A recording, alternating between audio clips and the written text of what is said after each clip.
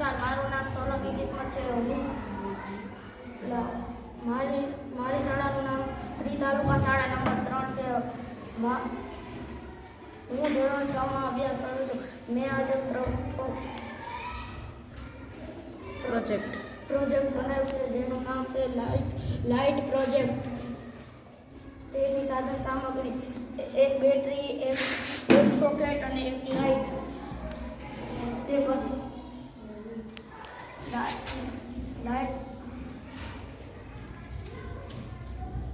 એક લાઇટના વાયરને અને સોકેટના વાયરને જોડી અને સોકેટને બેટરી પર ફિટ કરી દેવાનું. તેથી તે લાઇટ થાય અને તેમાંથી લાઇટ થશે. તેનો ઉપયોગ